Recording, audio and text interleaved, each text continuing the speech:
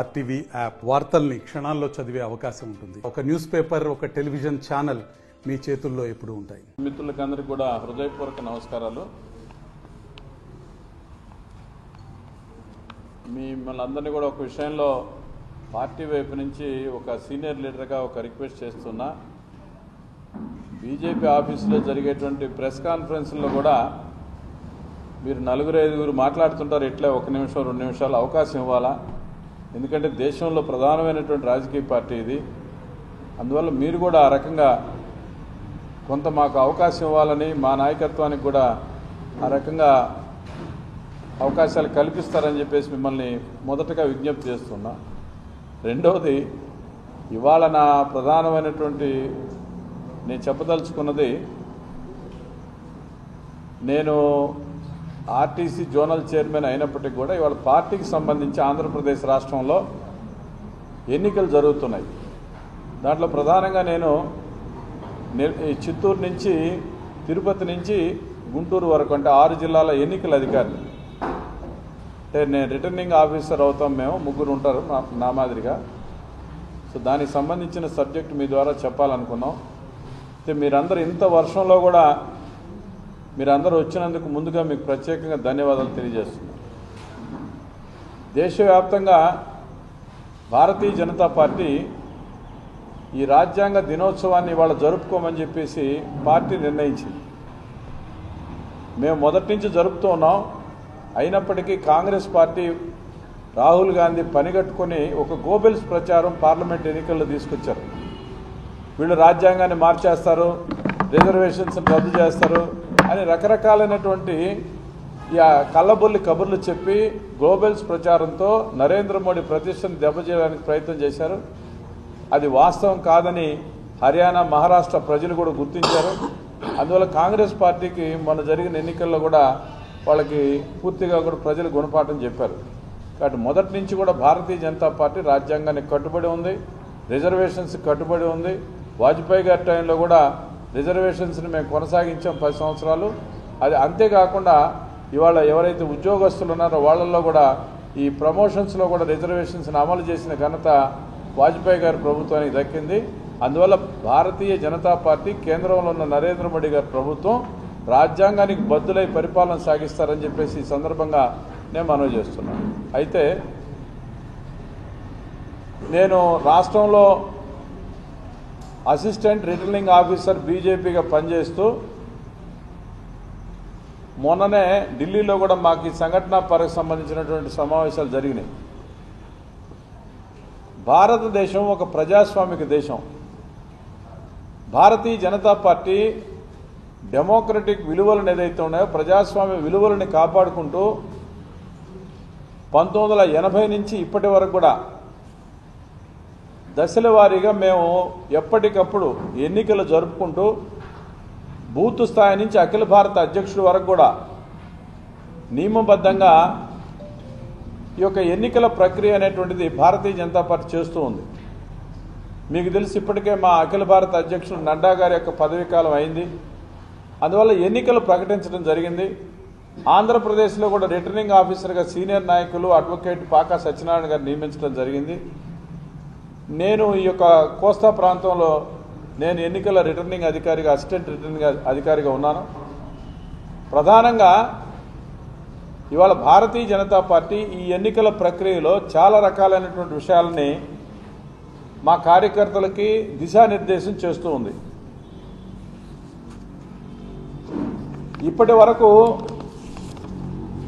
సభ్యత్వం సుమారుగా 11,20,00,000 మంది మొన్న 21వ తారీఖు నాటికి 11,20,00,000 మంది ప్రైమరీ మెంబర్షిప్ని భారతీయ జనతా పార్టీ చేరుకుంది. అయితే ఇంకా చాలా రాష్ట్రాల్లో ఎన్నికల ప్రక్రియ జరుగుతున్న సందర్భంలో మహారాష్ట్ర కానీ, జార్ఖండ్ కానీ, హర్యానా కానీ, పశ్చిమ బెంగాల్ ఇలాంటి రాష్ట్రాల్లో ఇంకా మా యొక్క మెంబర్షిప్ ప్రక్రియ సాగలేదు. అది కాకుండానే గతంలో ఉన్న మా టార్గెట్ కంటే మించి వాళ్ళ మెంబర్షిప్ జరగడం అనేటువంటిది చాలా సంతోషదాయకం. ఆ రకంగా భారతీయ జనతా పార్టీ వాళ్ళ ప్రపంచంలోనే అతిపెద్ద కార్యకర్తల సభ్యత్వం కలిగినటువంటి ప్రజాస్వామ్య పార్టీగా మరొకసారి మేము రుజువు చేసుకోవడం జరిగింది. సో అట్లనే ఇప్పటికి 25వ తారీఖు నాటికి మా యొక్క మెంబర్షిప్ అన్ని రాష్ట్రాల్లో పూర్తయింది. యాక్టివ్ మెంబర్షిప్ అనేటువంటిది ఏదైతే ఉందో ఆ యాక్టివ్ మెంబర్షిప్ కూడా నిన్నటి నాటికి నవంబర్ 25 నాటికి దేశంలో సుమారుగా 4,20,000 మంది పైచిలకు యాక్టివ్ మెంబర్స్ కూడా ఇప్పటికే నమోదు కావడం జరిగింది. ఇదంతా కూడా సైంటిఫిక్గా వాళ్ళ యొక్క మన డిజిటల్ విధానం సరళ యాప్లో లోడ్ చేసి వాళ్ళందరి యొక్క పేర్లు నమోదు చేసుకొని 100 రూపీస్ కూడా సెంట్రల్ పార్టీకి ఈ యొక్క యాప్ ద్వారానే చెల్లించి వాళ్ళందరూ పూర్తి డీటెయిల్స్ని కూడా ఇస్తూ భారతీయ జనతా పార్టీ యొక్క యాక్టివ్ మెంబర్షిప్గా కూడా చేరడం జరిగింది. ఇంకా కూడా ఇవాళ మనం ఆలోచించినట్టయితే భారతీయ జనతా పార్టీ మొదటి నుంచి ఒక విధానం చెప్తూ ఉంటుంది. 6 సంవత్సరాల పాటు ఈ ప్రైమరీ మెంబర్షిప్ కంటిన్యూ అవుతుంది. ఇవాళ చేరినటువంటి వాళ్ళు 6 సంవత్సరాలు కూడా ఇది కంటిన్యూ అవుతుంటుంది. అదే రకంగా ఎవరైతే 6 సంవత్సరాల పాటు యాక్టివ్ మెంబర్గా ఉంటారో అంటే 2 టర్మ్స్ యాక్టివ్ మెంబర్గా ఉంటేనే వాళ్ళు మండల ఎన్నికలకు కానీ జిల్లా ఎన్నికలకు కానీ అర్హులు అవుతారు. ఆ రకంగా భారతీయ జనతా పార్టీ ఈ యొక్క పార్టీని సీనియర్స్కి కొంత బాధ్యత ఇస్తూ అనేక సంవత్సరాల నుంచి పార్టీ కోసం పనిచేసినటువంటి వాళ్ళందరినీ కూడా ఈ యాక్టివ్ మెంబర్షిప్లో చేర్చడం, అదే రకంగా మండల జిల్లా ఆ పై బాధ్యతల్లో ఉన్నటువంటి వాళ్ళందరూ కూడా 6 సంవత్సరాలు కనీసమైనటువంటి సభ్యత్వం కలిగి యాక్టివ్ మెంబర్షిప్ ఉంటేనే వాళ్ళు వీటికి అర్హులని చెప్పేసి కేంద్ర నాయకత్వం కూడా చాలా స్పష్టంగా చెప్పడం జరిగింది. సో ఆ రకంగా దేశవ్యాప్తంగా కూడా ఇవాళ బూత్ స్థాయి ఎన్నికల ప్రక్రియ స్టార్ట్ అయింది. ప్రతి బూత్లో కూడా మా యొక్క ఆలోచన 2 యాక్టివ్ మెంబర్షిప్ ఉండాలని, ఈ యొక్క బూతుల్లో 1+11 ఎలక్టెడ్ కమిటీ ఏదైతే ఉందో బూతుల్లో అవన్నీ కూడా ఈ నెలాఖరు లోపల మాకు బూత్ కమిటీల యొక్క ఎన్నికలు అవుతాయి. ఈ ఎన్నికల ప్రక్రియ అనేటువంటిది ఎక్కడికక్కడ కూడా ముందుగా వాళ్ళకి తెలియజేయాలి. 24 గంటలకు ముందుగా అక్కడ మాకున్నటువంటి శక్తి కేంద్రాలకు ఆధారంగా బయట నుంచి వ్యక్తులు వెళ్తారు.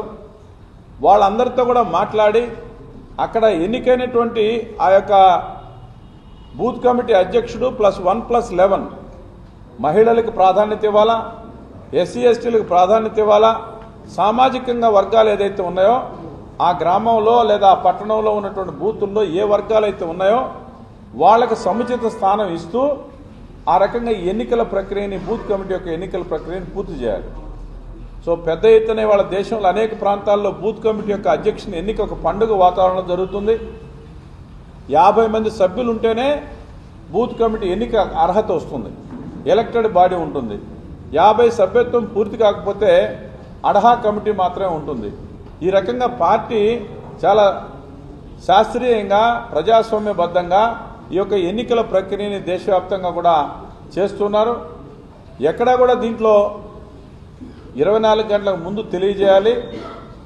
ఆ గ్రామ బూత్కు సంబంధించినటువంటి వాళ్ళు కాకుండా పక్క బూత్ నుంచి వెళ్ళాలి. దాన్ని ఆ రకంగా నామినేషన్ ఫామ్స్ కానీ అన్ని ఫిలప్ చేయాలి. ఆ రకంగా ఈ యొక్క 30వ తారీఖుకి బూత్ కమిటీలు పూర్తవుతాయి.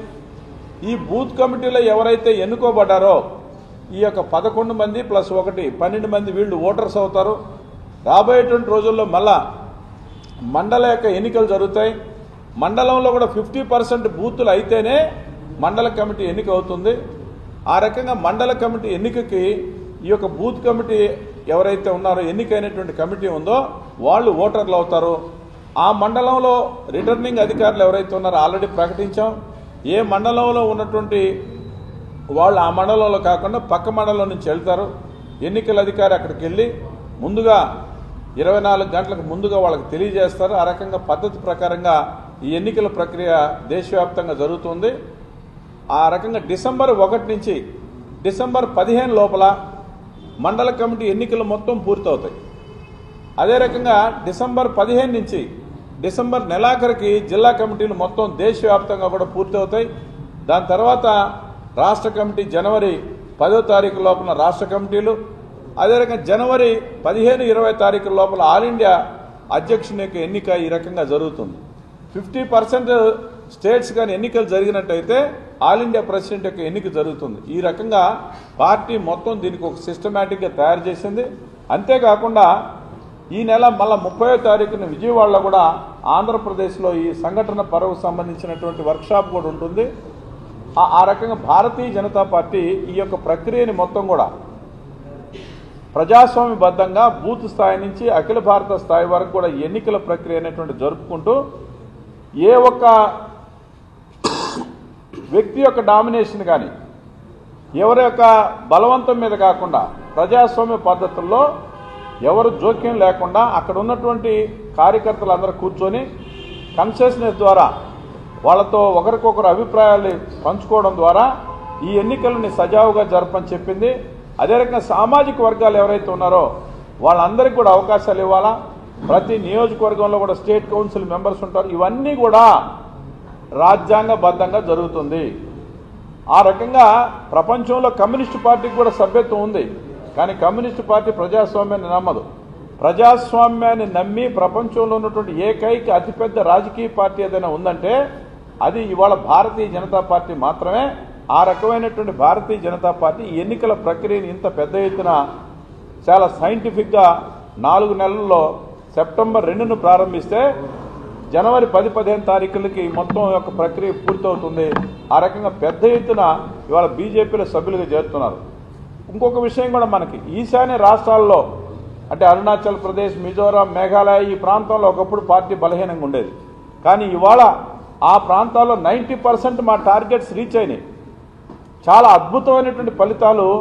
ఆ 7 సిస్టర్స్ ఏదైతే ఉన్నాయో మిజోరాం, మేఘాలయ, నాగాలాండ్ ఈ ప్రాంతాలంతా కూడా క్రిస్టియన్ డామినేషన్ ప్రాంతాలు. ఆ ప్రాంతాల ప్రజలు కూడా ఇవాళ జనతా పార్టీని పూర్తిగా హక్కును చేర్చుకుంటున్నారని చెప్పడానికి ఇది నిదర్శనం. ఆ రకంగా భారతీయ జనతా పార్టీ మారుమూల ప్రాంతాల్లో కూడా చొచ్చుకోపోతూ ఉంది. మనం చూసాం. మహారాష్ట్ర ఎన్నికల ఫలితాలు కానీ ఇవాళ జరుగుతున్నటువంటి ఎన్నికల ఫలితాలు కూడా కాంగ్రెస్ పార్టీ పూర్తిగా శృంగభంగం అయింది. ఉప ఎన్నికలు 48 చోట్ల జరిగితే భారతీయ జనతా పార్టీ దాని మిత్రపక్షాలు 26 స్థానాల్లో గెలిస్తే కాంగ్రెస్ పార్టీ కేవలం 7 స్థానాలు మాత్రం గెలిచింది. పార్లమెంట్ ఎన్నికల తర్వాత జబ్బలు జరుచుకొని మేమేదో కాంగ్రెస్ పార్టీ పెరిగిపోతుందని చెప్పినటువంటి వాళ్ళకి ప్రజలు సరైన సమయంలో వాళ్ళకి గుణపాఠం చెప్పారు. అందువల్ల భారతీయ జనతా పార్టీ ప్రజలకు సంక్షేమ అభివృద్ధి కార్యక్రమాలను 2 కళ్ళుగా తీసుకొని పార్టీని సంస్థాగతంగా ముందుకు తీసుకుపోవడం దీంట్లో భాగం. మరొకసారి మహారాష్ట్ర కానీ హర్యానా కానీ 3వ ఎన్నికలకు రావడానికి కారణం ఏంటంటే బూత్ స్థాయిలో భారతీయ జనతా పార్టీ బలమైనటువంటి కమిటీలను వేయడం ద్వారా డెమోక్రటిక్గా అన్ని వర్గాల ప్రజలను దగ్గరికి హక్కును చేర్చుకోవడం ద్వారా భారతీయ జనతా పార్టీ విజయం సాధిస్తూ ఉంది. మా విజయానికి ప్రధాన కారణం మా బూత్ కమిటీలు, మా పన్నా ప్రముఖులు. ఆ రకంగా ఈ యొక్క బూత్ కమిటీస్ను కూడా మేము చాలా పకడ్బందీగా డెమోక్రటిక్ సిస్టంలో చేస్తున్నామని మీకు అందరికీ కూడా తెలియజేస్తున్నాను. ఇవాళ ఈ సబ్జెక్ట్ చెప్పడానికి నేను ఇక్కడ రావడం లేదు. ఇది డ్రై సబ్జెక్టే అయినా కానీ ఎక్కడో ఒక దగ్గర చెప్పాలి కాబట్టి మీరందరూ సహకరించాలని మనం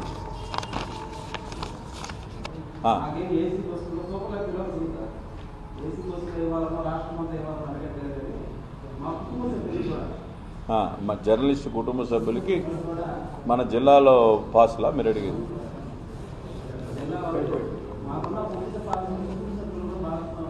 కుటుంబ సభ్యుల్ని కూడా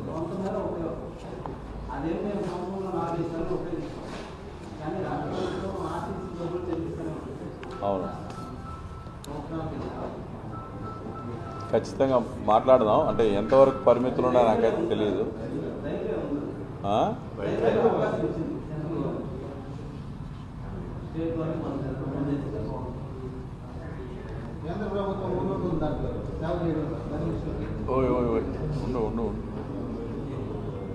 త్వరలోనే మన మంత్రివర్యులు నారాయణ గారితో కూడా కలుద్దాం. మన టీం ఒకసారి కలిసి ఆయన ద్వారా కూడా ఒక మాట తీసుకొని ప్రయత్నం చేద్దాం. Thank you. మరిన్ని వీడియోస్ కోసం ఛానల్ ని సబ్స్క్రైబ్ చేయండి. లేటెస్ట్ అప్డేట్స్ కోసం వాట్సాప్ ఛానల్ ని ఫాలో చేయండి. అండ్ లింక్ డిస్క్రిప్షన్ లో ఉంది.